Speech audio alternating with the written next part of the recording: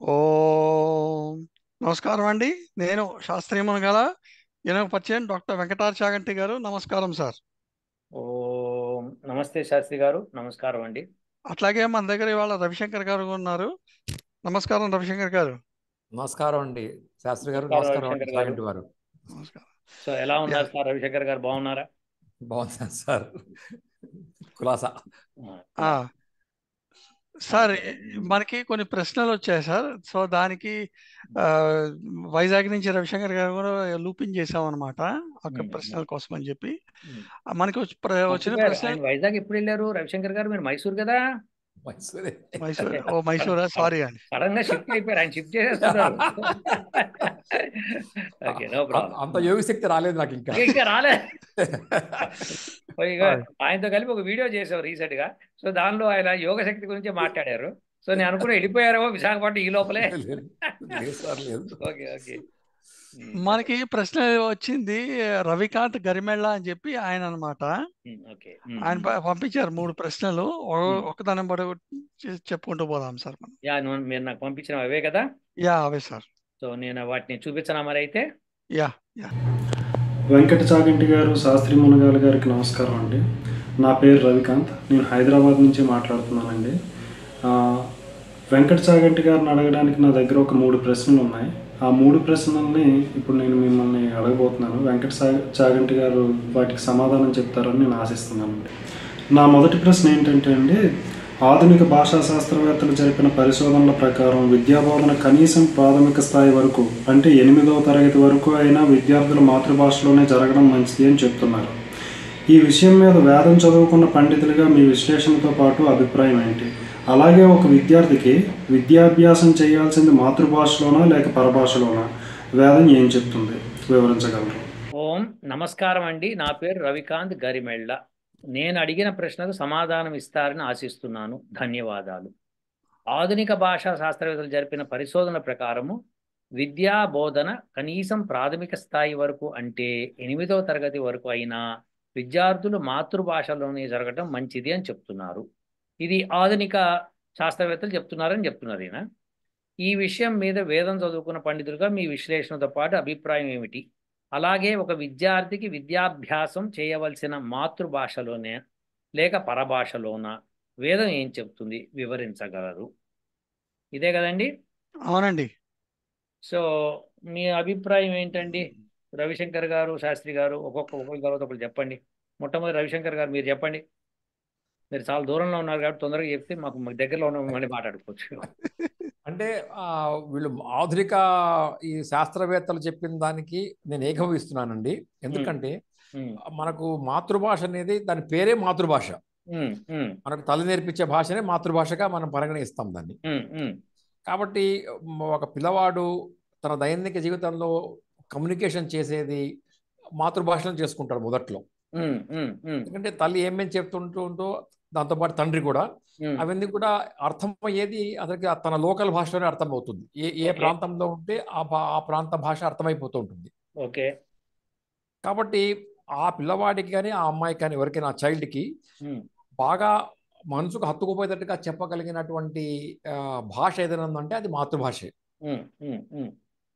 ఇప్పుడు అంటే just to deviate from the subject, కొంచెం ఆ తెరవని తప్పు చేసాడు అనుకోండి, ఆ పిల్లవాడు కానీ పాప కానీ, మనం ఏ రష్యన్ భాషలో తిట్టామనుకోండి, నాకు వచ్చు కదా అని చెప్పి, వాళ్ళకి అర్థం కాదు. అదే మన భాషలో మనం కొంచెం గదమాయిస్తే వాళ్ళకి వెంటనే అర్థమవుతుంది. ఆ పదాలు వాళ్ళకి అర్థం కాకపోయినా గదమాయించినది అదంతా అర్థమైపోతుంది వెంటనే. సో అది ఓహో ఇది తప్పు చేస్తే ఇలాంటి భాష మనం ప్రయోగించవచ్చు అని వాళ్ళకి అర్థమైపోతుంది. కాబట్టి అంత చిన్న విషయానికి మాతృభాష అవసరం ఉన్నప్పుడు, ఒక జ్ఞానం సంపాదించుకోవాల్సినప్పుడు తప్పకుండా వాళ్ళ మాతృభాషలో చెప్పడమే సబబు అని నా భావన సార్. Very good. శాస్త్రి గారు మీరేమంటారు?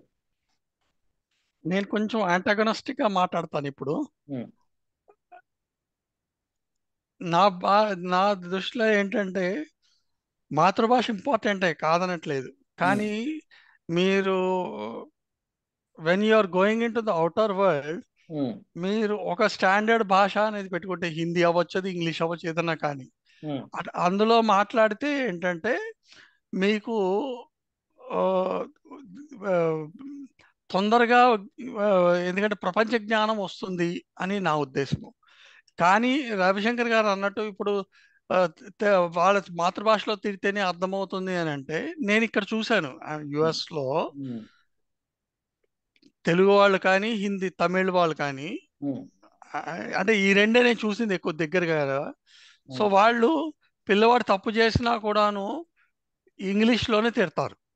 ఓకే, కానీ వాళ్ళకి అర్థమవుతుంది, పిల్లవాడికి అర్థమవుతుంది, అవి అర్థం కావట్లేదని కాదు. ఎందుకంటే బయట ఇప్పుడు మాతృభాషని ఇప్పుడు ఇవాళ రోజున ఏంటంటే మాతృభాషను మనం అనుకుంటున్నాం, కానీ పిల్లలు ఇంట్లో ఉంటున్నది ఎంతసేపు, ఎక్కువ స్కూళ్ళలో ఉంటున్నారు, లేకపోతే ట్యూషన్స్ కానీ బయట ఫ్రెండ్స్తో కానీ ఇట్లా చూసుకుంటే వాళ్ళకి మాతృభాష కంటే బయట భాష తోటే ఎక్కువ టచ్ ఉంటుంది. మీరు అది కాకుండా వాళ్ళకి మాతృభాష తిట్టినా లేకపోతే చెప్పినా కూడాను వాళ్ళకి పెద్ద అర్థమే కావట్లేదు అసలు. సో దానికోసం ఏంటంటే వాళ్ళు మీరు ఏదైనా అన్నా కూడాను వాళ్ళది పెద్ద పట్టించుకోవట్లేదు. అదే మీరు ఇంగ్లీష్లో కానీ అట్లా తిట్టున్నారు అనుకోండి, ఓ వీళ్ళు నన్ను తిడుతున్నాడు, ఓ వీళ్ళు నాకు చెప్తున్నారు అని ఎక్కువ అర్థమవుతుంది. ఇప్పుడు నేనే మా అమ్మాయికి అన్నాను అనుకోండి, నువ్వు నన్ను తిడుతున్నావు అని అడుగుతోంది అది నన్ను. అదే నేను ఇంగ్లీష్లో అనుకో దానికి వెంబడి అర్థం అవుతుంది. ఇది నా ఉద్దేశం అన్నమాట. రవిశంకర్ గారు చెప్పండి. ఇప్పుడు ప్రపంచవ్యాప్తంగా జనరల్గా నేను గ్యాదర్ చేసింది ఏమిటంటే, ఇప్పుడు జర్మనీకి వెళితే అక్కడ జర్మన్ భాష నేర్చుకుంటేనే అక్కడ యూనివర్సిటీస్లో మీకు ఎడ్యుకేషన్ ఇస్తారు. చైనాకు పోయినా అంతే, జపాన్కి పోయినా అంతే, ఇతర ఏ దేశాలకు పోయినా, ఫ్రెంచ్కి పోయినా, ఫ్రాన్స్కి పోయినా, ఇటువంటి ఏ దేశాలకు పోయినా ఆ లోకల్ భాషలో మీరు నేర్చుకొని ఫస్ట్, తర్వాత మీకు హయ్యర్ స్టడీస్కి మీకు వెళ్తారు. ఆల్బర్ట్ ఐన్స్టీన్ కూడా మొదట్లో అతను చదువుకుంది వాళ్ళ జర్మన్ భాషలోనే, ఆ ఏరియా వాట్ ఎవర్ ద భాషలో దాన్ని చదువుకున్నారు. ఇప్పుడు మీరు చెప్పినటువంటి ప్రస్తుతం చెప్పినటువంటి ఎగ్జాంపుల్లో మీరందరూ కూడా అక్కడ మీరు ఉన్నారు కాబట్టి ప్రస్తుతానికి అక్కడ బై డిఫాల్ట్ మన మాతృభాష మన ఇంట్లో మాట్లాడేది వేరేగా ఉన్నా అక్కడ బై డిఫాల్ట్ మాతృభాష ఇంగ్లీష్ లాగానే అయిపోయింది అక్కడ వాళ్ళకి. And it has been sort of superimpose on to them. అదే కనుక ఇంగ్లీష్ వాళ్ళే ఇండియాకి వచ్చారనుకుందాం, రివర్స్ అయింది అనుకుందాం, ఇక్కడికి వస్తే వాళ్ళు ఇంగ్లీష్ భాషలో మాట్లాడుకుంటారు, కానీ మన లోకల్ తెలుగులోనో, తమిళ్లోనో, హిందీలోనో ఆర్ వాట్ ఎవర్ లోకల్ భాషలో వాళ్ళు మాట్లాడుకోరు. స్కూల్కి పోతారు కానీ అక్కడ నేర్చుకునేది లోకల్ భాష నేర్చుకున్నా ఇంట్లో మాత్రం మళ్ళీ ఇంగ్లీష్లోనే వాళ్ళు మాట్లాడుకుంటారు. సో ఇక్కడ ప్రాబబ్లీ, అంటే నేను ఎవరి తప్పు పట్టట్లేదు సార్, దయచేసి అర్థం చేసుకోండి, ప్రాబబ్లీ మన వాళ్ళు అక్కడికి వెళ్ళి సార్ట్ ఆఫ్ యాంగ్లిసైజ్ అయిపోయారు. ఇంట్లో తెలుగు మాట్లాడుకోవడము, తమిళ్ మాట్లాడుకోవడము అనేది మనకు ఆ రెండు భాషలు మనం పెట్టుకునే బదులు ఇంగ్లీష్ బయట, లోపల తెలుగు తమిళ్ అట్లా పెట్టుకోకుండా ఇంట్లో కూడా ఇంగ్లీష్లో మాట్లాడుకోవడము ఒక ఆనవాయితీగా మారిపోయింది.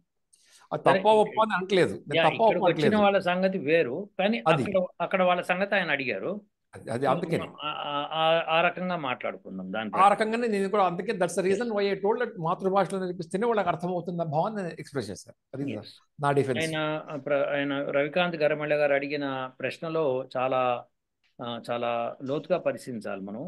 అది 8వ తరగతి వరకు మాతృభాషలోనే విద్యను అభ్యసించాలి అని చెప్పారు ఆయన.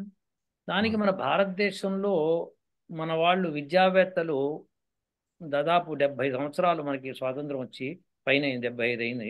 సో ఈ 75 సంవత్సరాల్లోనూ వాళ్ళు విశ్లేషణ చేసినప్పుడు స్టార్టింగ్లో పెట్టింది ఏంటంటే త్రిభాషా విధానం. 3 భాషలు, ఒకటి ఏంటంటే మాతృభాష, ఇంకోటి హిందీ, ఇంకోటి ఇంగ్లీష్. ఈ 3 భాషలు మ్యాండేటరీ చేశారు స్కూళ్ళలో. సో కంపల్సరీ చేశారు. అయితే కొన్ని స్టేట్స్ మేము ఒప్పుకోం హిందీని అని అన్నారు. దట్స్ ఓకే అన్నారు వాళ్ళు, నో ప్రాబ్లం, మీ ఇష్టం అన్నారు.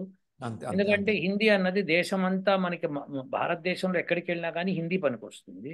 అది చదువుకున్న వాడికి చదువుకోని వాడికి ఇద్దరికీ హిందీ తెలిసి ఉంటుంది ఎంతో కొంత. అలానే మనకి మన తెలుగు భాష, మన తెలుగు భాష కాబట్టి తెలుగు రాష్ట్రాల్లో ఎక్కడ తిరిగినా మన తెలుగులో మాట్లాడుకోవచ్చు. అది తర్వాత ఇంగ్లీష్ అన్నది శాస్త్రి గారు చెప్పినట్టు స్కూళ్ళలో వాటికి వెళ్ళినప్పుడు ఇవి ఉంటుందని. అయితే నేనేమంటున్నానంటే ఎప్పుడూ కూడా భాష అన్నది మాతృభాషలోనే ఉండాలి. భాష అంటే నేను అనేది సబ్జెక్ట్స్ కూడా మాతృభాషలో ఉంది. మాతృభాషతోనే స్టార్ట్ చేసి మాతృభాషలోనే చెప్పుకొని ఇంకొకటి ఇంగ్లీష్ అనేది అడిషనల్గా చెప్పాలి. సో అది ఎందుకంటే అది యూనివర్సల్గా ఇప్పుడు ప్రస్తుతం మన్నికయ్యి ఉంది. ఇప్పుడు చైనా ఉందనుకోండి, చైనీస్ అందరూ చైనీస్ భాషలోనే మ్యాండరిన్ నేర్చుకుంటారు సబ్జెక్ట్స్ అని. వాళ్ళకి టోఫెల్ అవి రాసేటప్పుడు ఇంగ్లీష్ కొద్దిగా నేర్చుకొని అది రాస్తారు వాళ్ళు. Correct so sir. దేర్ఫోర్ అట్లనే మీరు జపనీస్ కానీ కొరియన్స్ కానీ వాళ్ళ రష్యన్స్ భాష, కానీ. వాళ్ళ రష్యన్స్ కానీ వాళ్ళ భాషలో ఇంగ్లీష్ ఎవడు వాడు. Exactly. European countries where Britain has its you know colonies. Colonies ఎక్కడెక్కడ పెట్టుకుందో అక్కడ మాత్రమే ఇంగ్లీషు ఎక్కువగా ప్రివేల్ అయింది.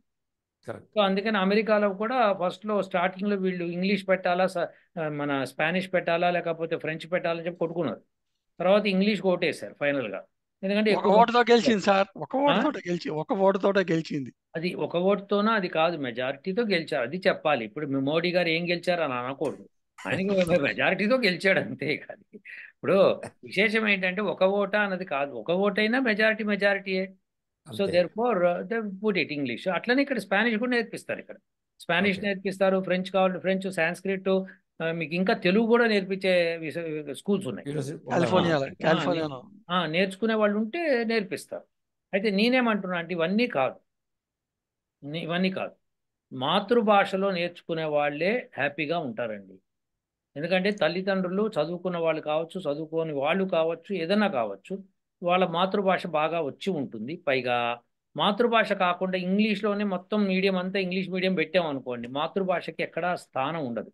ఒక 2 జనరేషన్స్ తర్వాత ఎవ్వరు తెలుగు మాట్లాడరు. ఎగ్జాక్ట్లీ. అయితే నష్టం ఏంటంటే తెలుగు మాట్లాడకపోతే ఇప్పుడు ఎవరు కావాలి అని అన్నారు అనుకోండి, అది తప్పు అవుతుంది. తెలుగులో ఉన్న మొత్తం లిటరేచర్ అంతా కూడా ఏదైతే మనకి పండితులు రాశారో, అద్భుతమైన కావ్యాలు, పద్యాలు అన్నీ రాశారంటే ఎందుకంటే పద్యాలు నెత్తిమీసి కొట్టుకుంటామా, మనం ఏమైనా జాబులు చేస్తాం వాటితో అని అంటారు. జాబులు కాదు నాయన, మానసిక ఆనందము, ఉల్లాసము కలగాలి అంటే కనుక భాష అవసరం. భాష ఎంత బాగుంటే అంత చక్కగా నువ్వు పండితుడు అవుతావు. ఆ పండితుడు అవ్వడం అనే లక్షణం ఏంటంటే ఎవరో మెచ్చుకోవాలని కాదు, నీకు నువ్వు మెచ్చుకుంటావు. ఎంత ఆనందంగా ఉంటావంటే భాష వచ్చిన రోజున ఆ భాషలో ఉన్న మధురతను మనం ఆస్వాదిస్తున్నప్పుడు అదొక గొప్ప ఆనందం కలుగుతుంది. ఆ ఆనందాన్ని మన పండితులు వాళ్ళు వాళ్ళ మాతృభాషలో రాశారు. ఇప్పుడంటే ఇప్పుడు కాలనీస్ ఏర్పడి మనకి భారతదేశంలో ఇంగ్లీష్ వాళ్ళు వచ్చినప్పుడు, ఫ్రెంచ్ వాళ్ళు వచ్చినప్పుడు ఇంగ్లీష్ వాళ్ళు డామినేట్ చేశారు కాబట్టి మనకి ఇంగ్లీష్ భాష ఎక్కువగా వంట పట్టినట్టు అయింది. కానీ అది ఉండాల్సిన అవసరం లేదు. మరి ఉద్యోగాలు ఎట్లా వస్తాయండి అంటే అందుకనే కదా మనకి త్రిభాషా సూత్రాలు మన భారతదేశంలో ఎప్పటి నుంచో పెట్టారు. కానీ మొత్తం సబ్జెక్టులన్నీ మాతృభాషలో నేర్చుకోవాలంటే అవుననే చెప్తాను. అప్పుడే మాతృభాష బాగా వస్తుంది. మాతృభాష బ్రహ్మాండంగా రావడానికి కారణం మాతృభాషలోని సబ్జెక్ట్స్ అన్నీ ఉండటం. అంటే ఇప్పుడు సపోజ్ మేము అమెరికాకు వచ్చాం, నేను శాస్త్రి గారు, మా పిల్లలు ఇప్పుడు స్కూల్లోకి వెళ్ళినప్పుడు ఇంగ్లీష్ మీడియం స్కూల్స్ అక్కడ, కాబట్టి వాళ్ళకి ఇంగ్లీష్ వచ్చింది. ఎందుకంటే మనం అక్కడ త్రిభాషా సూత్రం ఇండియాలో పాటించాం. ఇంగ్లీషు నేర్పించాం, తెలుగు నేర్పించాం, హిందీ నేర్పించాం. కాబట్టి వాళ్ళు ఇక్కడికి వచ్చినప్పుడు వాళ్ళు అప్లై చేసుకున్నారు, ఈజీగా అయిపోయింది వాళ్ళు. చూసారా మనం విద్యావేత్తల యొక్క దూరదృష్టి ఎంత బాగుంది, చక్కగా అది గమనించుకోవాలి. ఇప్పుడు తమిళనాడులో వాళ్ళు మాకు హిందీ అవసరం లేదు, మాకు హిందీ తీసేయండి అంటారు. కానీ అదే ఐఏఎస్ ఆఫీసర్ అయినప్పుడు, if that Tamilian he's become IAS officer and అతన్ని యూపీలో పోస్టింగ్ ఇచ్చారనుకోండి, హిందీ రాకపోతే అతనికి ఏమాత్రం ఎవడు పట్టించుకోడు. అక్కడ మీరు ఎంత చక్కటి హిందీలో మాట్లాడితే ప్రజలు అంత దగ్గరగా మీకు వస్తారు, మీరు అంత మమేకం అవుతారు. ఇప్పుడు చూడండి, తెలుగు రాష్ట్రాల్లో ఐఏఎస్ ఆఫీసరు హిందీ బెల్ట్ నుంచి వచ్చాడు అనుకోండి, ఇక్కడ తెలుగు నేర్చుకుంటాడు, ఆయన మాట్లాడతారు, విరిగిని తెలుగులో మాట్లాడుతుంటాడు. మీరు విన్నారా లేదు, కొంతమంది కలెక్టర్స్ మాట్లాడతారు. సో ఇప్పుడు అదే అంటున్నా. సో ఇప్పుడు ఏంటంటే భాష చాలా అవసరం, మాతృభాష ఇంకా అవసరం. మాతృభాష అనేది ఒక అద్భుతమైన విశేషం, దాన్ని వదలకూడదు. అయితే మరి భగవంతుడు సృష్టించినప్పుడు మొత్తం ఒకటే సృష్టి చేయొచ్చు కదా భాష అంటే, అందరికీ తెలియని విషయం ఏంటంటే మొట్టమొదటి సంస్కృతమే ఉండింది. కానీ ఎవరికి వాళ్ళు విడిగా విడిగా విడిగా విడిగా వేరే వేరే దేశాలకి అట్లా అట్లా వెళ్ళిపోతున్నప్పుడు టిబెట్లో సృష్టి జరిగిందండి. అక్కడి నుంచి మానవులంతా షిఫ్ట్ అయినప్పుడు వాళ్ళు వాళ్ళ భాషలను ఏర్పరచుకున్నారు. ఇదంతా ట్రాష్ అండి, అట్లేం లేదు అని అన్నారు అనుకోండి, అది దానికి నేను ఇప్పటికిప్పుడు ప్రూఫ్ ఇస్తాను. ఇప్పుడు ఆర్కిటిక్ దగ్గర ఈ కొంతమంది సైంటిస్టులు వాళ్ళు వెళ్ళి అక్కడ స్థిరపడుతున్నారు. ఏంటి, అక్కడ ప్రయోగాలు చేయడం కోసం. అక్కడ వాళ్ళు వాళ్ళ ఓన్ లాంగ్వేజ్ని సృష్టించుకోవాల్సి వచ్చింది. వాళ్ళు అక్కడ లాంగ్వేజ్ మాట్లాడేది వాళ్ళు ఎట్లా మాట్లాడతారంటే, ఇప్పుడు ఫాడ్ అంటారు. ఫాడ్ అంటే ఏంటి తెలుసా మీకు? ఫాడ్ అంటారు వాళ్ళు. ఫాడ్ ఏంటి అంటే ఫారిన్ ఆబ్జెక్ట్ డిబ్రిస్. వాళ్ళు షార్ట్ ఫామ్లో ఫాడ్ అనేసి అది నేర్చేసుకుని అట్లా అన్ని షార్ట్ ఫామ్స్ చేసుకుంటున్నారు, అదే ఇంగ్లీష్ని చేసుకొని వాళ్ళు మాట్లాడేసుకుంటున్నారు వాళ్ళు. పాణిని సూత్రాలు. వాళ్ళు అట్లా 3 ఏళ్ళు 4 ఏళ్ళు ఉండేటప్పటికి ఆ భాష వాళ్ళకి అలవాటు అయిపోయింది. ఇప్పుడు అంతే. ఒక జనరేషన్ ఉన్నారనుకోండి, అదే భాష వాళ్ళ పిల్లలకు వస్తుందా రాదా? అంతే. వస్తుంది కంపల్సరీ. ఇదన్నమాట. ఇప్పుడు ఇది ప్రూఫ్. దీనికి కావాలంటే ఎవరన్నా ఇంటర్నెట్లోకి వెళ్ళి కొట్టుకొని చూడండి. ఫస్ట్ పోస్ట్ అని చెప్పి పల్కీ శర్మ అని చెప్పి ఆవిడ చక్కగా వాంటేజ్ విత్ పల్కీ శర్మ అని ఇస్తుంది. ఆవిడే దాని గురించి ఒక న్యూస్ ఆర్టికల్ కూడా పెట్టింది. సో ఇది మీరు గమనించవచ్చు, లింగ్విస్ట్ని అడగచ్చు. ఎక్కడెక్కడికి వెళ్ళినప్పుడు ఏమవుతుందంటే కొత్త భాష వస్తుంది, పదాలు వస్తాయి, పదాలు పుడతాయి, వాళ్ళ అవసరాలను బట్టి పుట్టించుకుంటారు. ఇప్పుడు ఇంటర్నెట్లో పుట్టినట్టుగా అంతే. సేమ్ ఓఎంజీ అంటారు, ఓ మై గాడ్, ఎల్ఓఎల్, అది lots of love, lots of కాదు, laugh out loudly. Laugh out loudly. నేను లాట్స్ ఆఫ్ లవ్ చూసారా, ఎవరి ఉద్దేశం ఎవరి భాష వారిది అనమాట భాష. సో ఇది ఇలా లాట్స్, అదే లాట్స్ ఆఫ్ లాఫ్ అని ఏదో మరి. సో లాఫ్ అవుట్ లౌడ్లీ, అంతే కదా. Laugh out loudly. So very good. So therefore ఇలాంటివన్నీ భాష వచ్చేసినాయి. వచ్చేప్పుడు వాళ్ళకి అదే భాషలో మాట్లాడుకుంటే ఒరిజినల్ మర్చిపోతున్నారు. ఫాడ్ అన్నది ఇప్పుడు నేను చెప్పిన పదం కొన్ని ఒక 5 జనరేషన్స్ తర్వాత తీసుకోండి, వాళ్ళు ఫాడ్ అనే అంటుంటారు కానీ ఇంకేం అనరు. సో ఇప్పుడు ఆ ఫాడ్ ఎక్కడి నుంచి వచ్చిందని వాళ్ళు కనుక వాళ్ళు రాసి ఎక్కడ పెట్టుకుని ఉండుంటే, అది ఆ తాళపత్ర గ్రంథాలని వాళ్ళు వెరిఫై చేసినప్పుడు అర్రీ ఇది కదా అసలు భాష అని చెప్పి వాళ్ళకి అర్థమవుతుంది. లేకపోతే ఇదే కంటిన్యూ అవుతుంది. అంతే కంటిన్యూ. సో అలానే భాషలు ఏర్పడ్డాయి అన్నమాట. సో దేర్ఫోర్ మాతృభాష వెరీ ఎసెన్షియల్. ఎక్కడ ఏర్పడిందో దాన్ని నేర్చుకోవడం, దాని తర్వాత ఎందుకు వచ్చింది అవన్నీ చేర్చుకోవడం కూడా చాలా, ఆ భాషలోనే అన్నీ చెప్పడం శ్రేయస్కరం. ఇది మొదటి ప్రశ్నకు ఆన్సర్. రెండో దానికి వెళ్దాం. అలాగే నా రెండో ప్రశ్న వచ్చేసి, వేదం చదవడానికి ముందు ఆ విద్యార్థి ఏదైనా కనీస చదువు అంటే ఎప్పటి ఆలోచనలో 5వ తరగతి వరకు చదివి ఉండాలి, లేదా కనీసం మాతృభాషలో కొంత చదవడం రాయడం వచ్చి ఉండాలి అనే నియమాలు వంటివి ఉన్నాయా? ఉంటే అవి ఏంటి?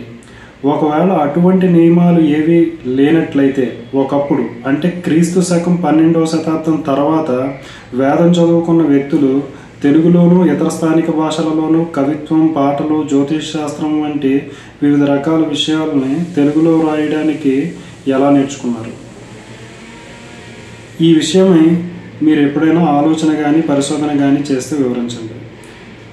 ఓకే. 2, వేదం చదివించడానికి ముందు ఆ విద్యార్థి ఏదైనా కనీస చదువు అంటే ఇప్పటి ఆలోచనలో 5వ తరగతి వరకు చదివి ఉండాలా క్వశ్చన్ మార్క్ యాక్చువల్గా, లేదా కనీసం మాతృభాషలో కొంత చదవడం రాయటం వచ్చి ఉండాలా అనే నియమాలు వంటివి ఉన్నాయా?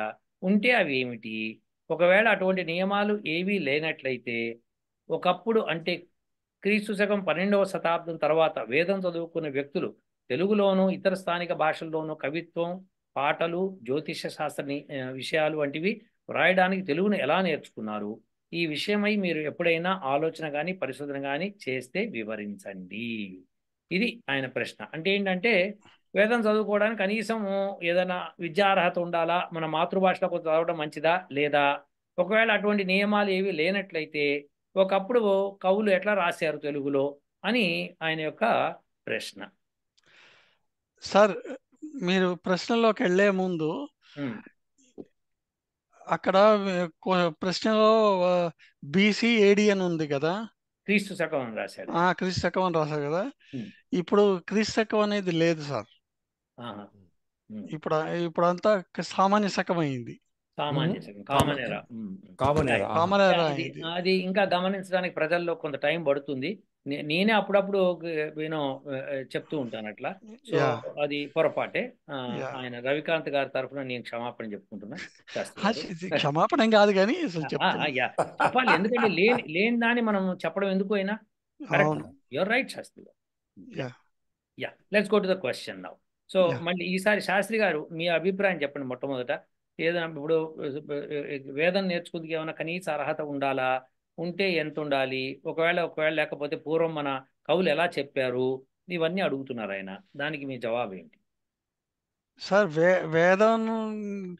వేదం అంటేనే నేర్చుకోవటము. సో మీరు నేర్చుకోవటం అని మొదలు పెడుతుంటే వేదానికి సంస్కృతం నుంచి మొదలు పెడితే చాలు. సో సంస్కృతానికి ఏమైనా ముందు ఎసెన్షియల్ అంటే నాకు తెలిసైతే లేదు. ఎందుకంటే మీరు ఇంగ్లీష్ చదువుతున్నవాడు నేర్చుకుంటున్నాడు, తెలుగు చదువుతున్నవాడు నేర్చుకోగలుగుతున్నాడు, హిందీ చదువుతున్నవాడు నేర్చుకోగలుగుతున్నాడు. అంటే అర్థం ఏంటంటే మీకు అది ఏం అవసరం లేదు, డైరెక్ట్ గా నేర్చుకోవచ్చు అని అర్థం అనమాట అని నా ఉద్దేశం. బాగా చెప్పారు శాస్త్రి గారు. సో రవిశంకర్ గారు మీ అభిప్రాయం? అంతే సార్. ఇప్పుడు అది సంస్కృతం అన్నది, వేదం అనేది సంస్కృతంలో ఉంది. ఎగ్జాక్ట్లీ. సంస్కృతం నేర్చుకోవడానికి మనకు ఆల్రెడీ మనకు సూత్రాలు, గ్రామర్ సూత్రాలు ఉన్నాయి పాణిని వారిది. తర్వాత అది ఎలా పలకాల, అక్షరాలు ఎలా పలకాల అని చెప్పి దానికి ఒక శాస్త్రం ఉంది సార్. శిక్ష పేరు రాలేదు నాకు. శిక్ష ఉంది. కాబట్టి దాంతోనే అంటే అది యాక్చువల్గా ఆయన తెలుగులో అడిగారు కాబట్టి నా భావన ఏంటంటే మోస్ట్లీ అయినా మన ఈ భారతదేశం గురించే ఆ ప్రశ్న వర్తిస్తుంది అనుకుంటున్నాను. ఆయన ప్రశ్న మోస్ట్ ఆఫ్ ది భాష మన భారతదేశంలో ఉండేదానికి సంస్కృతమే ఆల్మోస్ట్ మూలము. కాబట్టి మనకు ఏ భాషలో వాళ్ళు తీసుకున్నా ఈలు అలాగే ఉంటాయి. వాళ్ళ లిపి వేరేగా ఉంటుంది కానీ పలికేది మోస్ట్లీ అవే ఉంటాయి. కాబట్టి సంస్కృతం మొదలు పెట్టాడంటే ఆటోమేటిక్గా వాళ్ళకు రెండు భాషలు వచ్చేస్తుంది. మా మాతృభాష ఎలాగో వస్తుంది, సంస్కృతం కూడా ఆటోమేటిక్గా వచ్చేస్తుంది. బికాజ్ అన్ని వాళ్ళు రైట్ ఫ్రమ్ బిగినింగ్ అంటే అణువణువు నుంచి మొదలు పెడతారు కాబట్టి నేర్పించడం దాంట్లో లేకున్నా శాస్త్రి గారు చెప్పినట్టు ఈజీగా నేర్చుకోవచ్చు. లేక వాళ్ళు అలా లేదు, మాతృభాష కొంచెం వచ్చింది అంటే ఇంకా ఈజీగా నేర్చుకుంటారు సంస్కృతాన్ని. అక్కడి నుంచి ఇంకా వేదము ఇంకా మిగతా మొదలవుతాయి భాష వచ్చిన తర్వాత. ఇప్పుడు ఆయన అందులో రెండో ప్రశ్న అయింది ఏంటంటే ఒకప్పుడు అంటే ఇప్పుడు 1200 సంవత్సరాల దగ్గర దాదాపు ఫారిన్ ఇన్వేడర్స్ ఎక్కువగా వచ్చిన తర్వాత వేరే భాషలు వచ్చినాయి కదా. సో ఆ సమయంలో మన వాళ్ళు మరి సంస్కృతం నుంచి తెలుగులోకి ఎట్లా తర్జుమా చేయగలిగారు ఒకవేళ మాతృభాష నేర్చుకోకపోతే అని వాళ్ళు ప్రశ్న అడిగారు. సో దానికి కూడా మనం సమాధానం చెప్పుకుందాం. ఇప్పుడు మొట్టమొదటి ఏంటంటే ఇప్పుడు వేదాలు అందరికీ కామన్గా భగవంతుడు ఇచ్చాడు, నిష్పాక్షికంగా ఇచ్చాడని చెప్పచ్చు. ఎందుకంటే ఏ భాషలో ఉన్న వాళ్ళన్నా అంతే కష్టపడాలి వేదం నేర్చుకోవాలంటే. సపోజ్ మీరు మీరు మీరు కర్ణాటకలో ఉన్నారు, సపోజ్ మీరు కన్నడిగాస్ అనుకుందాం కాసేపు, మీకు కన్నడమే మీ మాతృభాష, మాదేమో తెలుగు అనుకుందాం. ఇప్పుడు మీరు ఈక్వల్గా కష్టపడాలి వేదం నేర్చుకోవాలి. అంతేగాని మీకు ఎక్కువ నాకు తక్కువ ఉండదు, నాకు ఎక్కువ మీకు తక్కువ ఉండదు. సో అందరూ అంతే కష్టపడాలి వేదం నేర్చుకుంది. సో అలా ఆ భాష ఉంది. కాబట్టి మాతృభాషలో చదువుకోవడం మూలంగా నష్టమేం లేదు, ఎవరన్నా సరే వేదం నేర్చుకోవచ్చు. ఎందుకంటే ఈక్వల్గా కష్టపడాల్సిందే ఎవరన్నా సరే, తప్పదు. కాకపోతే ఇప్పుడు ఆయన అడిగిన రెండో ప్రశ్నలో ఒక మర్మం ఉంది. ఆ మర్మం ఏంటంటే నన్నయ్య భట్టారకు, ఆయనకు నమస్కారం, ఆయన చాలా గొప్ప వ్యక్తి అండి. నన్నయ్య గారు విభాషా పండితుడు, సంస్కృతము తెలుగులో. ఆయన గమనించాడు తెలుగులో 36 అక్షరాలు ఉన్నాయి, సరిపోవట్లేదు ఇవి, సంస్కృతం బాగా నేర్చుకుంటే బాగా వేదం బాగా వంట పడుతుంది, ఎవ్రీథింగ్ గుడ్, కానీ సంస్కృత కావ్యాలు తెలుగులోకి అనువదించాలంటే 36 అక్షరాలు సరిపోదు. అందుకని ఆయన ఏం చేశాడంటే కొన్ని అక్షరాలని సంస్కృతం నుంచి బారో తెచ్చుకున్నాడు. ఆయన తెచ్చుకొని తెలుగులో పెట్టి సంస్కృతానికి ఈక్వల్గా ఆయన భాషలో మార్పులు చేశాడు. అప్పుడే అదే సమయంలో ఆయన విభక్తుల్ని, తర్వాత సందులు సమాసాలని కూడా ఆయన చక్కగా అడ్జస్ట్ చేసి పెట్టాడు. సో దెర్ఫోర్ తెలుగు బాగా వచ్చిన వాళ్ళకి సంస్కృతము ఈజీగా వస్తుంది, అసలు కష్టం కాదు. అదే ఫ్రెంచ్ ఉన్నారనుకోండి, వాళ్ళకి సంస్కృతం నాకు తెలుగు తెలిసిన వాడికంటే కష్టపడాలి. అంతే. అయితే విషయం ఏంటంటే నాకు తెలుగు బాగా వచ్చు కదా సంస్కృతం వచ్చేస్తుంది అనుకుంటే నిజమే వచ్చేస్తుంది, కానీ కష్టపడ్డం మటుకు అంతే కష్టపడాలి. ఎందుకంటే సంస్కృతంలో ఉన్న మెలకువలు అన్నీ కూడా నేర్చుకోవాల్సిందే, తెలుగులో అన్ని లేవు అవి. సో అవన్నీ కూడా నేర్చుకోవాలి అంటే కనుక తప్పకుండా. కాకపోతే నాకు ఈజీ యాక్సెస్ అనమాట. అంటే ఏంటంటే నేను ఈజీగా వెళ్ళగలుగుతాను ఆ స్ట్రీమ్లోకి. పదాలు సేమ్గా ఉంటాయి, అంతే, కొంచెం సిమిలర్గా ఉండొచ్చు. ఎగ్జాక్ట్లీ. ఫ్రెంచ్ వాళ్ళు కాస్త ఎక్కువ కష్టపడాల్సి వస్తుంది, కానీ ఇదంతా మన కవులు చేసి పెట్టారు. నన్నయ్య గారు చేసిన తర్వాత ఆయన మహాభారతాన్ని తెలుగులోకి అనువదించారు. తర్వాత తిక్కన గారు కూడా అదే పద్ధతిలోకి వెళ్ళి అనువదించారు. సో అక్కడి నుంచి తెలుగుకి ఉన్న అక్షరాలు పెరగడం మూలంగా భాష కూడా పెరిగింది. భాష పెరగడంతో వాళ్ళ విద్యాలయాల్లో కూడా భాష పెరిగింది. సో ఇదివరకు నన్నయ్య కంటే ముందర ఏ రాష్ట్రం నుంచి అన్నా సరే, ఏ ప్రాంతం నుంచి అన్నా సరే, ఏదన్నా వేదం నేర్చుకుందుకు వెళ్ళాలి అంటే ఫస్ట్ వాళ్ళ మాతృభాషలో కొంత నేర్చుకొని ఉంటారు. మాతృభాషలో వాళ్ళు మాతృభాషకు సంబంధించినవి నేర్చుకొని ఆ తర్వాతనే అక్కడికి వెళ్ళి వేదం నేర్చుకుంటారు అనమాట. సో నేర్చుకునే వాళ్ళు. సో అందుకని మాతృభాష వస్తుంది, వాళ్ళు అక్కడికి వెళ్ళి అది నేర్చుకుని మళ్ళీ ఇక్కడికి వచ్చినప్పుడు ఆ మాతృభాషలోనూ మాట్లాడతారు, సంస్కృతంలోనూ మాట్లాడతారు.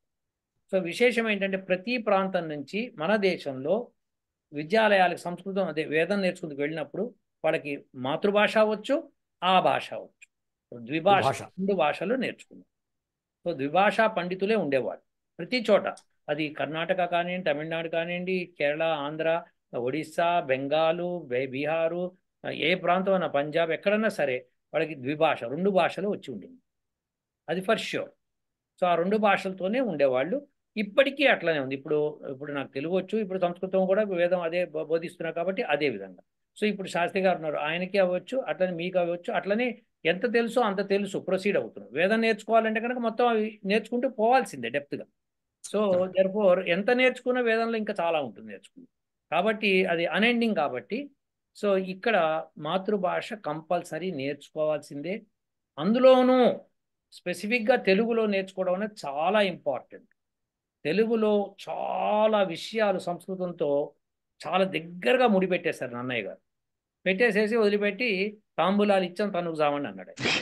అది దాంతో ఏమైందంటే ఇక మిగతా వాళ్ళు ఫాలో కావాలని, పండితుడు ఆయన చెప్పాడు, ఆయన రాజు దగ్గర ఉన్నాడు, రాజు అందరు నేర్చుకోండి అన్నాడు. అది వెంటనే అన్ని అమల్లోకి వచ్చింది. తిక్కన స్వామియాజులు అది చదివి అసలు ఆయన అద్భుతంగా నన్నయ్యను పొగిడాడు. అసలు నన్నయ్య గారు లేకపోతే నేను ఈ మాత్రం కూడా రాయలేనని చెప్పి ఆయన నేర్చుకుని ఆయన రాశారు. సో అది విశేషం. సో ద్విభాష అవసరము, కొంత తెలుగు నేర్చుకోవడం చాలా అవసరం. నా లెక్క ప్రకారము మొదట తెలుగు నేర్చుకొని ఆ తర్వాత దేవనాగరి లిపిలోకి సంస్కృతం నేర్చుకోవడం ఈజీ. సో ఇప్పుడు మనం 3వ ప్రశ్నకి వెళ్దాం.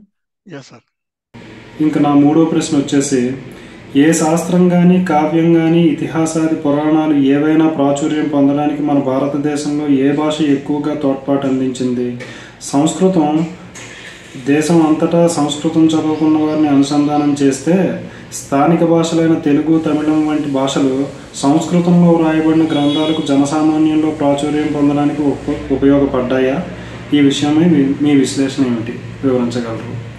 వెంకట చాగంటి గారు ఈ 3 ప్రశ్నలకి సమాధానం చెప్తారని ఆశిస్తూ నమస్కారం అండి. ఏ శాస్త్రం కానీ, కావ్యం కానీ, ఇతిహాసాది పురాణాలు ఏవైనా ప్రాచుర్యం పొందడానికి మన భారతదేశంలో ఏ భాష ఎక్కువగా తోడ్పాటును అందించింది?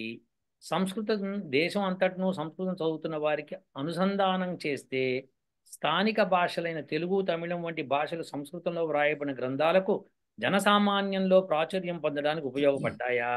ఈ విషయమై మీ విశ్లేషణ ఏమిటి? ఇది ఆయన 3వ ప్రశ్న. కానీ నా దృష్టిలో 2 దాంట్లోనే మనం ఇందులో చాలా మటుకు డిస్కస్ చేసినట్టున్నాం. అయినా సరే యా, ఇది అమెరికన్ డాక్యుమెంట్ ఏమడుగుతాడు? మీరు ఎక్కడ దాకా చదువుకున్నారు, మీ హైయెస్ట్ క్వాలిఫికేషన్ ఏంటి? పిహెచ్డి అన్నాం అనుకోండి. మీరు చదువుకున్న దానిలో అత్యుత్తమ విద్య ఏది? మళ్ళీ ఇంకో ప్రశ్న. అరే అదే కదా పిహెచ్డి అని చెప్పాను అంటే మళ్ళీ అది అది అది ఇంకో రకం అనమాట. సో ఈయన కూడా చక్కగా, ఈయన రవికాంత్ గారు చక్కగా ఈ 3వ ప్రశ్న అడిగారు. దీనికి ఒక ఇంపార్టెన్స్ ఉంది, చెప్పండి శాస్త్రి గారు. అదే తెలుగు వచ్చినా కూడాను మీరు సంస్కృతం నేర్చుకొని అప్పుడు కానీ వేదం నేర్చుకోవడానికి లేదు. అది కరెక్టే. కానీ ఈయన అడుగుతున్న ఈ 3వ ప్రశ్న ఏంటంటే, ఇప్పుడు సంస్కృతం గ్రంథాల్లో ఉన్న విషయాన్ని ప్రాచుర్యం పొందడానికి తెలుగులో మరి అనువదించారా? వాటిని మరి మాతృభాషల్లోకి అనువదించడం జరిగిందా ఏమిటి అన్నది ఆయన ఉద్దేశం అన్నమాట. లేకపోతే ఎలా జరిగింది? ఇప్పుడు ఫర్ ఎగ్జాంపుల్ రామాయణం ఉంది. రామాయణం సంస్కృతంలో వాల్మీకి రాసింది ఏంటి? ఇప్పుడు సంస్కృత భాషలో. సో దానికి ఇప్పుడు తెలుగులోకి ఎలా వచ్చింది మరి అన్నది ఆయన ప్రశ్న. మీకు ఆ ప్రశ్న సరిగా మీకు ఇంకా let me do it once again. ఏ శాస్త్రం కానీ, కావ్యం కానీ, ఇతిహాసాది పురాణాలు ఏవైనా ప్రాచుర్యం పొందడానికి మన భారతదేశంలో ఏ భాష ఎక్కువగా తోడ్పాటు అందించింది? సంస్కృత దేశం అంతటా సంస్కృతం చదువుకున్న వారిని అనుసంధానం చేస్తే స్థానిక భాషలైన తెలుగు, తమిళం వంటి భాషలు సంస్కృతంలో వ్రాయబడిన గ్రంథాలకు జనసామాన్యంలో ప్రాచుర్యం పొందడానికి ఉపయోగపడ్డాయా? ఈ విషయమై మీ విశ్లేషణ ఏమిటి? అంటే మన తెలుగు అసలు ఏమన్నా అది అలా వాళ్ళు ట్రాన్స్లేట్ చేసినప్పుడు ఉపయోగపడ్డాయా లేదా అన్నది ఆయన ఉద్దేశం. అంటే ఏంటంటే ఇక్కడ క్రిటికాలిటీ ఏంటంటే సంస్కృతంలో ఉన్న పట్టు ఈ భాషల్లో కూడా ఉందా? మరి ట్రాన్స్లేట్ చేయాలంటే ఆ పట్టు ఉండాలి కదా. మీకు ఆ కరెక్టే భాషకు సంబంధించిన పదాలకు సంబంధించిన ప్యారలాలిటీ ఇక్కడ లేకపోతే ఎట్లా? కరెక్టే కానీ అంటే అది అందులో ఉత్తీర్ణం పొందిన ఋషులు కానీ కవులు కానీ పండితులు కానీ ఉండి చేస్తే అట్లా అవుతుంది. ఇప్పుడు తెలుగులో రామాయణం కానీ మహాభారతం కానీ అన్నీ పండితులు ఉన్నారు కాబట్టి చేశారు. అట్లాగే మీకు తమిళంలో కానీ హిందీలో కూడా అట్లాగే చేశారు. సో మిగతా భాషల్లో చేశారా అంటే అందులో ఉండుంటే చేస్తూ ఉండేవాళ్ళు. అది అట్లా వచ్చేది అని నా ఉద్దేశం. మీరేమంటారు రవిశంకర్ గారు? అంటే వారు ఏమడుగుతారంటే, నేను నా భావ ఆయన ప్రశ్నను ఇలా నేను అర్థం చేసుకున్నాను. సంస్కృతంలో ఒక కావ్యం ఉంది.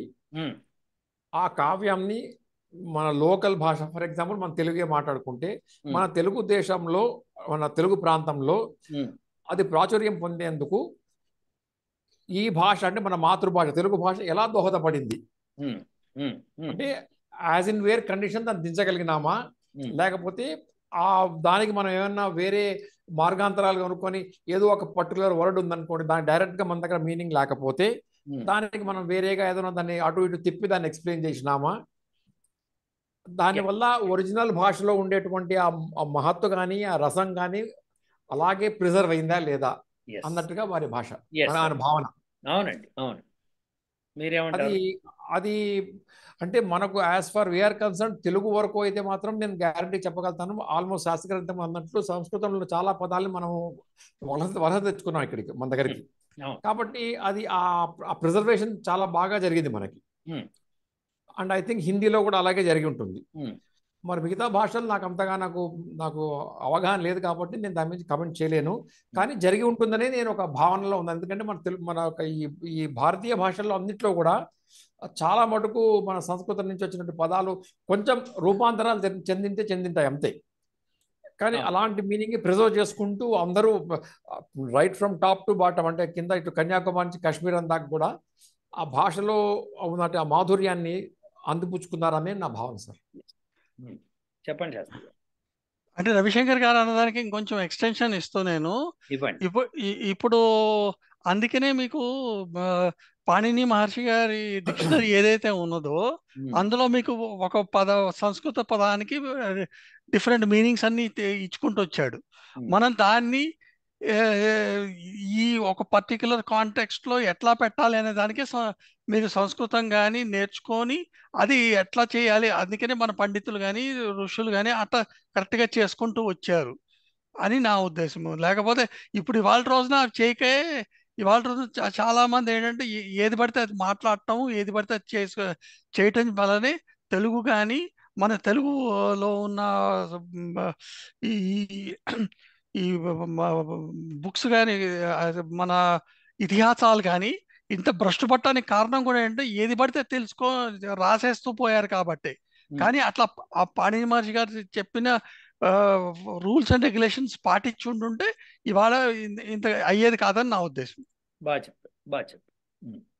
అయితే ఇప్పుడు మనం యాక్చువల్ ఫ్యాక్ట్స్కి వద్దాం. ఇప్పుడు రామాయణ మహాభారతాలు లాంటి మహాకావ్యాలని తెలుగులోకి అనువదించడం జరిగింది. మహాకావ్యం అందామా ఇతిహాసం అందామా సార్? కావ్యాలు కానీ ఇతిహాసాలని కావ్యాలుగా రాశారు. ఓకే. సో ఇప్పుడు ఆ ఇతిహాసాలని కావ్యాలుగా రాసినప్పుడు ఇతిహాసం అనేది వచన రూపంలో కాకుండా పద్య రూపంలో రాశారు కాబట్టి మనం కావ్యము అనాల్సి వస్తుంది. సో ఇప్పుడు వాళ్ళు అలా రాసినప్పుడు వాటిని తెలుగులోకి అనువదించారు. తెలుగులోకి ఇప్పుడు ఇందాకే నేను చెప్పాను, నన్నయ్య గారు తెలుగులో అనువదించడానికి మొట్టమొదట భయపడి, బాబు ఇలా అనువదిస్తే కనుక తప్పులు అవుతాయి కాబట్టి భాషను సవరించి నేను చేస్తాను అని చెప్పి తెలుగుని సంస్కృతానికి దగ్గరగా తీసుకెళ్లి సవరించి రాశాడు. ఎగ్జాక్ట్లీ. సో ఇప్పుడు నేనేమంటున్నానంటే ఇలా చేయడం మూలంగా పండితులు అలాంటి పనులు చేయడం మూలంగా పామర్లు అంటే మిగతా వాళ్ళు ఎవరైతే ఉంటారో వాళ్ళందరికీ అమ్మ ఇది చాలా బాగుంది నేర్చుకోవాలంటే వాళ్ళు నేర్చుకోవడంలో హైయర్ టెక్నాలజీకి వెళ్ళాలి. ఇప్పుడు ఫర్ ఎగ్జాంపుల్ కంప్యూటర్ సైన్స్ ఇప్పుడు కొత్తగా వచ్చినప్పుడు సి లాంగ్వేజ్, C++ అనేవో వచ్చినాయి. తర్వాత ఇంటర్నెట్కి బాగా ఉపయోగపడుతుందని చెప్పి జావా వచ్చిందని అన్నారు. సో జావాతో పాటు ఇంకేదో వచ్చింది ఇప్పుడు AI దాకా వెళ్ళిపోయింది. సో ఇప్పుడు ఏంటంటే పండితులు ఈ కంప్యూటరైజ్డ్ పండితులంతా కొత్తవి కనిపెట్టి పెడుతున్నారు.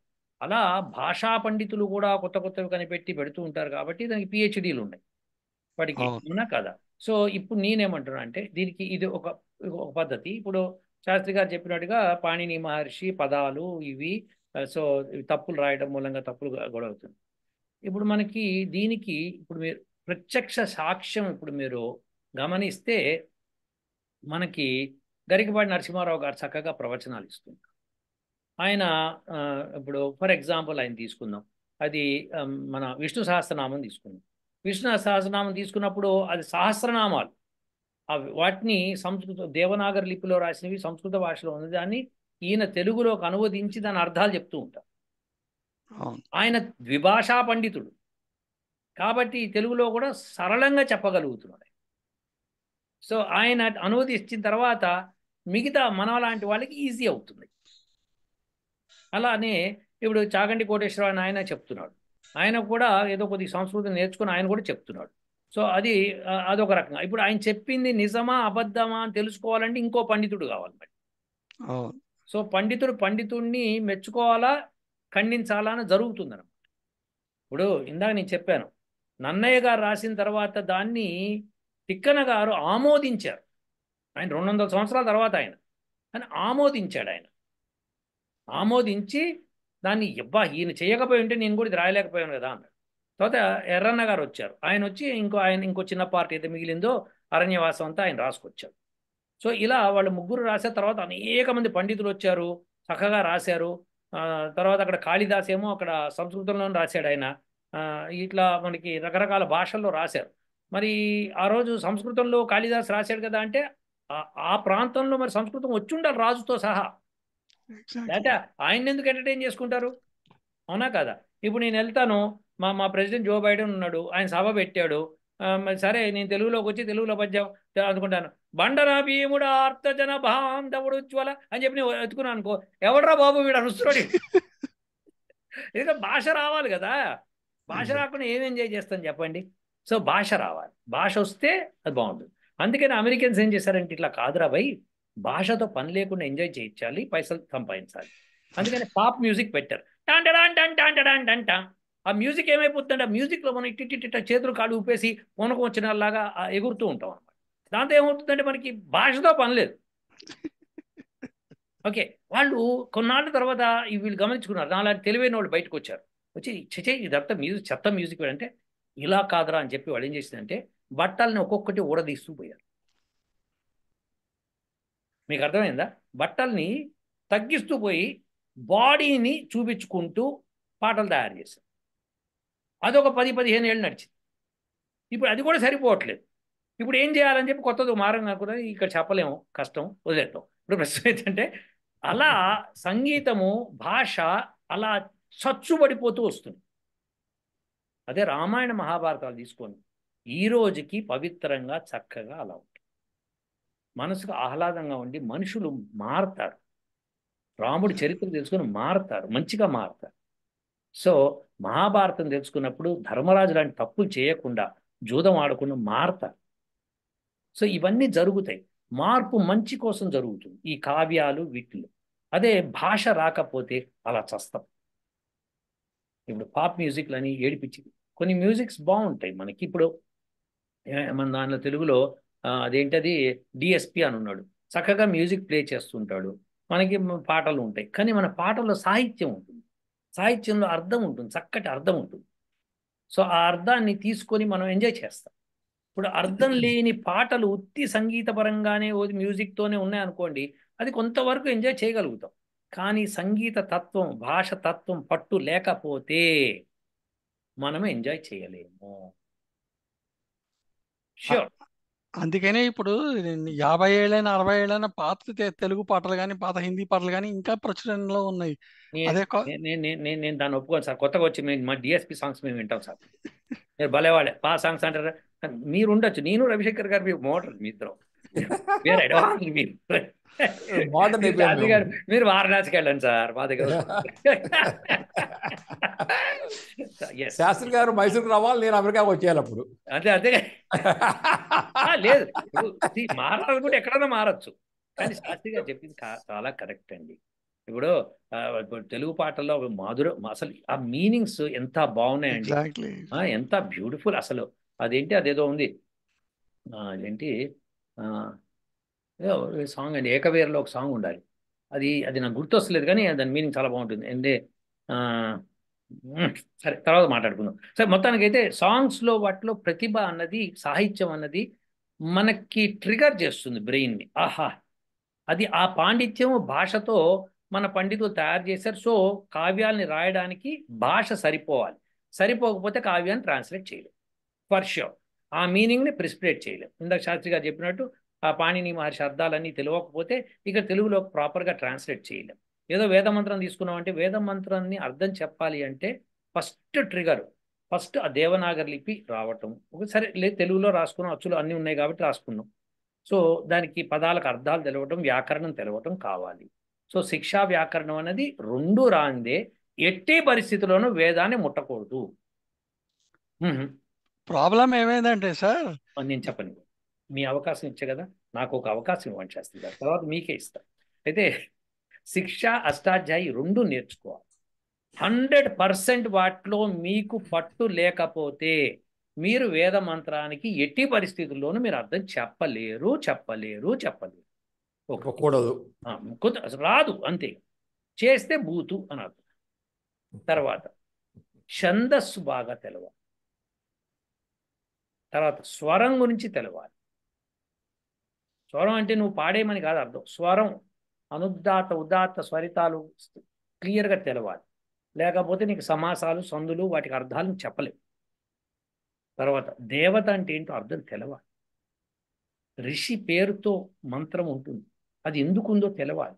సో ఇన్ని పట్టులో దానిలో ఉన్నాయి. సో వేద మంత్రం నేర్చుకోవాలంటే ఫస్ట్ శిక్ష అష్టాధ్యాయి అన్నవి నేర్చుకోకుండా మనము జనగణమన పాడేసుకోవటమే. అది అంటే అయిపోయిందిరా బాబు అని చెప్పడం మీకు లేదు. ఎవరన్నా కనుక రామాయణం ట్రాన్స్లేట్ చేశారనండి, ఓకే అనుకుందాం కసి. మహాభారతం ట్రాన్స్లేట్ చేశారనుకోండి, ఓకే అనుకుందాం. వేద మంత్రాలు ట్రాన్స్లేషన్ చేసామనుకుంటే వీపు విమానం మోత.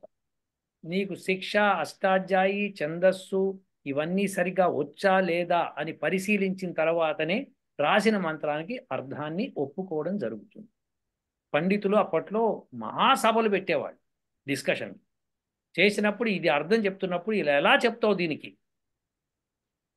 ఇప్పుడు ద్వితీయ విభక్తిలో ఉంది అది పదం, కానీ నేను తృతీయ విభక్తిలో చెప్తున్నాను ఆన్సర్ని, నువ్వు ఎలా చెప్తావు ద్వితీయ విభక్తికి తృతీయ విభక్తి తేడా ఉంది కదా అంటే ఇది ఇలా స్లైడ్ అవుతుంది తృతీయ విభక్తికి, ఈ రూలు పాణిని మహర్షి రూల్ ప్రకారము అని చూపించి చెప్పాలి. విశేషం అది.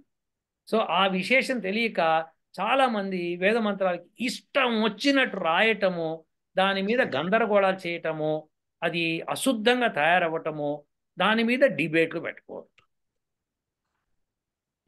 ఏం చెప్పాలి? ఒకసారి ఒక ఆయనతో డిస్కషన్ జరిగింది, శాస్త్రి గారు కూడా, శాస్త్రి గారే అరేంజ్ చేశారు డిబేట్. దానికి ఆయన్ని రికార్డింగ్ చేశాం కానీ ఆయన వద్దు సార్ దయచేసి పబ్లిష్ చేద్దానని ఆపేసినాం. ఆయన ఒక మంత్రం తీసుకొచ్చి దశావతారాలను చూపడానికి ప్రయత్నం చేశాడు. సో ఆ దశ అన్న పదాన్ని తీసుకొని దశావతారాలు అనుకున్నాడు. సో దానికి నేను క్లియర్గా చెప్పాను, అక్కడ దశ అన్న చోట మీకు గురువు ఉందా లఘువు ఉందా చెప్పండి.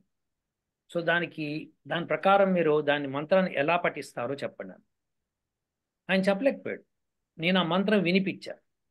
ఎందుకు తెలుసా మీకు ఇక్కడ స్వరితం ఎందుకు వచ్చిందో తెలుసా, ఇది దీని అర్థం అని చెప్పి దాని మూలంగా ఇది అర్థం అవుతుంది కానీ ఇది అర్థం కాదు. లేకపోతే ఊరికే గీతలు ఎద్దు కొమ్ములు పెట్టినట్టు పెడతామా? పెళ్లికి పీటలు వేసినట్టు కింద అనుద్దాతాలు పెడతామా? చెప్పండి. సో అవన్నీ ఎందుకున్నాయి నాయన, అవి ఉన్నాయి దానికోసం. సో దయచేసి అలా మంత్రం మీనింగ్ చెప్పండి, లేకపోతే మీరు అశుద్ధం రాస్తున్నారు అవుతుంది, పాపం కూడా అంటుతుంది, అలా చేయకండి అని చెప్పాము. సరే మనం చెప్పాము. ఆ తర్వాత అంటే నేను చెప్పిన దానికి సాక్ష్యం శాస్త్రి గారు ఉన్నారు, అందుకని చెప్తున్నాను నేను. సో ఇది జరిగిందండి. So in any case, so భాషలో ఏంటంటే సంస్కృతం నుంచి ఏ భాషలో కన్నా మార్చాలి అంటే దాని ఈక్వాలిటీ ఉండాలి, లేకపోతే ఎంత చేసినా రాదు. రానప్పుడు పండితులు వాళ్ళు దాని అర్థం చెప్పినప్పుడు అర్థం చేసుకుని తెలుగులోకి అర్థం చెప్పారు, సరే ఇదేనా అర్థము కాదా అని తెలుసుకోవాలంటే మళ్ళీ నువ్వు సంస్కృతం చదువు. ఎగ్జాక్ట్లీ. సో లేదు, ఆ పండితుడి మీద నమ్మకం ఉంది, నువ్వు వింటావు, ఓకే అనుకుంటావు, వెళ్తావు. సో ఇది అనమాట. సో పండితులు అన్న వాళ్ళు ఎట్టి పరిస్థితులు తప్పులు చేయకూడదు, తప్పు చెప్పకూడదు. ఎందుకంటే నువ్వు తప్పు చెప్పడమే కాకుండా నీతో పాటు ఉన్న నిన్ను ఫాలో అవుతున్న వాళ్ళందరినీ తప్పుదోవ పట్టిస్తుంది. ఎంత మహాపాపమో తెలుసా రవిశంకర్ గారు, ఇది మహాపాపం.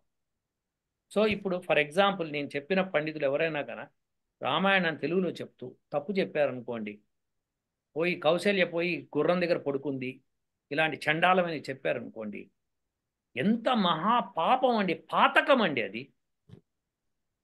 సో అలాంటి వాళ్ళు అలా చెప్పడం, దానికి అందుకే నేను శాస్త్రి గారు క్వశ్చన్ తీసుకురావడం, నేను ఖండించడం, లేదండి ఇట్లా తప్పండి, దీని అర్థం ఇదండి అని చెప్పటం, ఇవన్నీ చేసాం. ఎందుకు చేసామంటే మరి ప్రజల్లో తెలవాలి. అయినా సరే కౌశల్య పోయి గుర్రం దగ్గర పడుకుంది అని చెప్తే ఇక మనం ఏం చేయలేం. కానీ చేయగలుగుతాం, కూర్చోబెట్టి పబ్లిక్లో కూర్చోబెట్టి దాన్ని మొత్తం సారం అంతా తీసి బయట పెట్టచ్చు.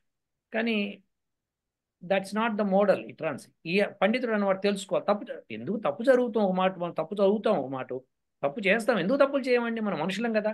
తప్పు తెలిసిన అరే సారీ అండి, తప్పండి, ఇది ఇక్కడ ఇట్లుండాలి, ఇట్లా ఉండకూడదు, జరుగుతుంది, ఏం చేస్తాం మనం. అప్పుడు మనం సరిదిద్దుకోవాలి. సరిదిద్దుకోకపోవడం అనేది పండితుడి లక్షణం కాదు. కాబట్టి ఆయన రవికాంత్ గారికి ఇది చెప్పదలుచుకున్న ఇదిలో ఇప్పుడు ఫైనల్గా ఒక పాయింట్ చెప్పేస్తాను. మీ ఇద్దరు కాస్త జాగ్రత్తగా బిగపట్టుకొని వినండి, ఇదేంటో చెప్తాను. నా అభిప్రాయం చెప్తున్నాను, కంప్లీట్ అభిప్రాయం ఎట్లుండాలి ఎడ్యుకేషన్ అనేది. నేను భారతదేశంలో ఉండగానే కొంతమంది లెక్చరర్స్ అందరినీ కలిసి కట్టగట్టుకొని చేద్దామని ప్రయత్నం చేసి ఈ లోపల అమెరికాకు రావడం జరిగింది. అదేంటంటే 3 భాషలతోనే మొదలు పెట్టాలండి, తెలుగు, హిందీ అండ్ మాతృభాష. తెలుగు మాతృభాష, హిందీ, ఇంగ్లీష్, ఈ 3తోనూ మొదలు పెట్టుకోవాలి. 3ట్లోనూ బేసిక్స్ నేర్చుకున్న తర్వాత ప్రతిదీ కూడా ఒకటే రకంగా ఉండాలి నేర్పించడం. ఎందుకంటే 3 భాషలు చాలా కష్టం అండి పిల్లలకి. కాదు, ఈలు మాత్రమే తేడా ఉంటుంది, ఏబీసీలకి తేడా ఉంటుంది. అవి నేర్చుకున్న తర్వాత మినిమం వర్డింగ్స్ నేర్చుకునేటప్పటికి 4వ తరగతి అయిపోతుంది. అప్పటిదాకా మీరు లెక్కలు కూడా 1, 2 అవి ఆ భాషల్లో నేర్పించాలి, సంఖ్యలు. సో మీరు భాష నేర్పించేటప్పుడే సంఖ్యల్ని కూడా భాషలో భాగంగా నేర్పించాలి.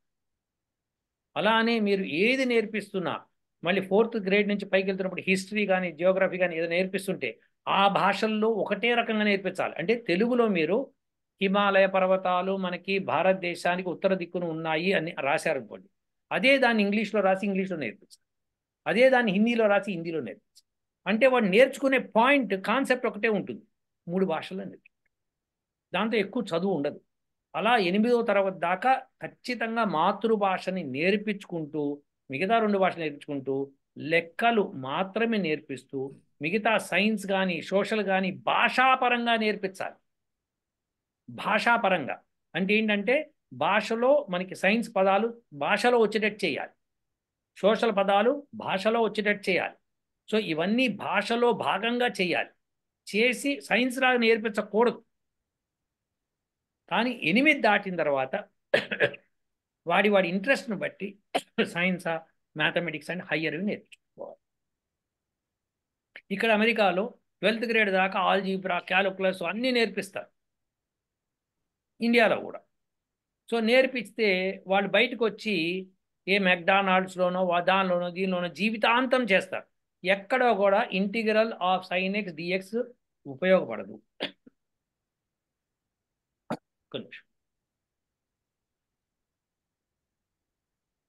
ఉపయోగపడదు, వాళ్ళు ఉపయోగించరు, వాళ్ళ జీవితాంతం ఉపయోగించరు. కానీ నరకం అనుభవించారు 12th గ్రేడ్ దాకా. ఈ ఇంటిగ్రల్ sin x ఏంట్రా బాబు, మాకు అర్థం కావట్లేదు బాబు, క్యాలిక్యులస్ అర్థం కావట్లేదు, ఆల్జీబ్రా అర్థం కావట్లేదు, నరకం అనుభవించారు వాళ్ళు. తప్పు అంటున్నా, ఇవి తీసేయాలి. ఈ ఎడ్యుకేషన్ సిస్టమ్ బహు చండాలమైన సిస్టమ్ ఇది. 8th గ్రేడ్ దాకా 3 భాషల్లోనూ ముచ్చటగా అన్నీ నేర్పించుకొని మ్యాథమెటిక్స్ కూడా భాషాపరంగా నేర్పించాలి, అంతేగాని లెక్కల పరంగా నేర్పించకూడదు. ఫస్ట్ సంఖ్యలు, తర్వాత మల్టిప్లికేషన్, డివిజన్ నేర్పించాలి. నేర్పించి దాన్ని అప్లై చేయాలి. ఆ 8th తర్వాత ఇంట్రెస్ట్ను బట్టి మెల్లగా వెళ్ళాలి. సో అంతేకాని మొదటి నుంచి క్యాలిక్యులస్లు ఆల్జీబ్రాలు నేర్పించి వేస్ట్. ఒకడు ఉంటాడు 12th గ్రేడ్ తర్వాత, 10th గ్రేడ్ తర్వాత మనకి ఇండియాలో కాలేజ్కి వెళ్ళినప్పుడు హీ విల్ లెర్న్ బీపీసీ తీసుకొని ఎంపీసీ తీసుకొని విడివిడిగా, అట్లానే సిఈసి తీసుకొని విడివిడి సబ్జెక్టులు నేర్చుకుంటారు. నేర్చుకున్నప్పుడు సిఈసి తీసుకున్న వాడికి క్యాలిక్యులస్తో పని లేదు. ఉండొచ్చు కాక తర్వాత ఎప్పుడన్నా నేర్చుకుంటాడు, అప్పుడు అదొక సబ్జెక్ట్ నేర్పించేయచ్చు. కానీ అవసరం లేని చోట ఎందుకండి? పొలిటికల్ సైన్స్ తీసుకున్నాడు, వాడికి దీంతో ఏం పని? అవును. సో అందుకని నేను నా రిక్వెస్ట్ ఏంటంటే షెర్లాక్ హోమ్స్ను ఫాలో అవ్వండి. షెర్లాక్ హోమ్స్ అన్న వాడికి ఒక కథ, ఒక ఫిక్షియస్ క్యారెక్టర్. వాడి దగ్గర జేమ్స్ వాట్సన్, డాక్టర్ వాట్సన్ అన్నవాడు వస్తాడు. అప్పుడు ఒక సందర్భంలో ఏదో చంద్రుడు భూమి చుట్టూ తిరుగుతున్నాడా, భూమి సూర్యుడు చుట్టూ తిరుగుతున్న విషయంలో ఆయన అడిగాడు అనుకో, ఆయన ఒకటే డైరెక్ట్ చెప్పాడు, ఈ హత్య జరిగింది, దీన్ని పట్టుకుందుకు చంద్రుడు భూమి చుట్టూ తిరిగాడా, భూమి సూర్యుడు చుట్టూ తిరిగాడా అవసరం లేదు, నేను చేసే డిటెక్షన్లో వాళ్ళిద్దరితో పనే లేదు, కాబట్టి వాళ్ళిద్దరు ఎక్కడ తిరిగితే నాకేంటి? వెరీ క్లియర్ ఉన్నాడు. నేను అనేది ప్రొఫెషన్ అనేది అంత క్లారిటీతో చేయాలి మనం. నేను నాకు కొద్దిగా వేద మంత్రాలకు నేను అర్థాలు రాస్తున్నా కదా అని ఇంట్లోకి వెళ్ళి కిచెన్లోకి వెళ్ళి నేను వాటి ప్రయోగం చేయకూడదు. అక్కడ కిచెన్లో ఉండే వాళ్ళని వండనివ్వాలి, అంతేకాని నాకు ఇది వచ్చు కదా అని అది కెలకూడదు. అక్కడ వాళ్ళు చేసి పెట్టారనుకోండి, తిని పెట్టాలి, అంతవరకే మన పని. సో అలానే ఇక్కడ కూడా సబ్జెక్టులు విడివిడిగా. భాష ముఖ్యం అండి. భాష ఎంత బాగా వస్తే అంత బాగుంటుంది. ఫైనల్ పాయింట్, రీసెంట్గా నేను 3 years బ్యాక్ ఒక వీడియో కూడా చేశాను. కాలిఫోర్నియాలో ఒక ప్రొఫెసరు చెప్పాడు, ఆయన ఉద్దండ పండితుడు సబ్జెక్టులో. ఆయన ఏమన్నాడంటే, ఫిజిక్స్లో ఇప్పుడు మేము కనుక్కుంటున్న వాటికి పేర్లు కూడా లేవు ఆయన చెప్పాడు. చెప్పి భాష ఎంత బాగుంటే అంత నాలెడ్జ్ వస్తుంది, భాష లేకపోతే నీకు నాలెడ్జ్ కూడా రాదు. ఇప్పుడు మీ ఇద్దరిని అడిగాను, మీ పక్కనుంది అదేమిటి అని అడిగాను అనుకోండి, అది అంటే ఏమిటి, ఏంటండి మీరు ఏమడుగుతున్నామో అది తెలియట్లేదు అంట. అదేనండి, ఇదండి, కాదండి, అదండి, అది ఇదితో వర్డ్ నడవదు. ఆ పుస్తకం, ఆ ఫ్యాను, ఆ బొమ్మ, ఇలాంటివి ఉంటాయి కానీ అది ఇదితో నడవదు. అవునా కదా? సో భాష ఇప్పుడు ప్రస్తుతం అన్ని దేశాల్లో భాషలు అది ఇదితో ఉన్నాయి, ఒక్క సంస్కృతమే విపులంగా ఉంది. అందుకనే ఓం మహో అర్ణః సరస్వతి మంత్రం, మహో అర్ణః, ఎంత సముద్రం సరస్వతి. ఆయన మహర్షి దయానంద సరస్వతి గారు చెప్పారు, ఈ సంస్కృతంలో ఎన్ని పదాలు వస్తాయంటే మీరు తవ్విన కొద్దీ పదాలు వస్తాయి. అనంతమైన పదాలు కావాలి అంటే పాణిని మహర్షిని ఆశ్రయించాలి. ఆయనకు నమస్కారం చేసుకొని బుద్ధిగా రోజు కొద్దిగా నేర్చుకుంటూ పాణిని మహర్షి చెప్పింది నేర్చుకుంటే పదాలు వస్తాయి. పదాలు పుడితే శాస్త్రం పుడుతుంది, శాస్త్రం పుట్టిందంటే సైన్స్ పుడుతుంది, సైన్స్ పుట్టిందంటే మనం మహాలోకాల్లో తిరుగుతాం. సో తప్పదు, సంస్కృతం నేర్చుకోవాల్సిందే వేదానికి. సో తెలుగులో ట్రాన్స్లేట్ చేయాలంటే తెలుగు కూడా ఆ విధంగా మార్పు చేయాలి. ఎగ్జాక్ట్లీ. అదే అది చేయకే కావాలంటాను. తెలియని వాళ్ళకి మనం ఎంత చెప్పినా అర్థం కాదు శాస్త్రి గారు. అర్థం చేసుకోదలుచుకోవట్లేదు సార్, అది విషయం. వాళ్ళు షెర్లాక్ హోమ్స్ వాళ్ళు. అంటే వాళ్ళకి మాకు అవసరం లేదు అది, కానీ దాని గురించి మాట్లాడుతూ ఉంటారు. అంటే అన్ని తెలిసినట్టే మాట్లాడతాం, అదొక ప్రాబ్లం అనమాట. అది చాలా. ఆయన ఎవడో జాకీర్ హుసేన్ వాడెవడో ఏదో పిచ్చి పిచ్చిగా మాట్లాడుతున్నాడండి, ఏం మాట్లాడుతున్నాడో వాడికే తెలియదండి. జాకీర్ హుసేన్ ఒకటే కాదు కదా సార్, చాలా మంది ఉన్నారు. అంటే మచ్చుకు చెప్తున్నా నేను ఒకటి. ఓకే, మీరు మచ్చుక్క చెప్పారు కాబట్టి నేను ఒక మచ్చుక్క ఒక పేరు చెప్తా. చెప్పండి, వద్దని నేను ఎందుకంట. సో మొత్తానికి ఇవాళ రవికాంత్ గరిమెళ్ళ గారు మంచి ప్రశ్న తీసుకొచ్చి మన ముగ్గురికి చాలా పని చెప్పారు ఆయన. సో బాగుంది, ప్రశ్న రావాలి, బాగుంది. ఆయనకి బహుశా మనం అన్నిటికీ ఆన్సర్ చేసామనుకుంటున్నాం. ఏదైనా తక్కువ అనిపిస్తే మళ్ళీ ప్రశ్న అడగండి, మేము మళ్ళీ చెప్తాం. నేను చెప్పాలనుకున్న పేరు సాంబశివరావు. సరే కానివ్వండి. దరిద్ర అవును. దరిద్రులకి లోకం లేదు, ఒకని వెతికితే 100 మంది దొరుకుతారు అని. అది కరెక్ట్, నిజం అది. అవును. ఇతనికి పాపం ఏమి తెలియదు, భాష కూడా సరిగ్గా రాదు పాపం. అస్సలు తెలుగులోనే సరిగ్గా మాట్లాడలేడు. మన ఇగో ఈ ట్రాన్స్లేషన్ బుక్ తీసుకొచ్చి తప్ప అంటారంటే వాడిని మీరు అడగండి, మరి ఎందుకు తప్పని అడగట్లేదు అంటాడు. అది మేము అందరినీ తప్పని చెప్పినప్పుడు ఇక ఎందుకు తప్పో మేము చెప్తాం, నువ్వు పోయి అడుగు, లేకపోతే నువ్వు దాని గురించి మాట్లాడు. మేము అందుకే ఫాలో అవ్వం. ఎగ్జాక్ట్లీ. Okay sir. ఓ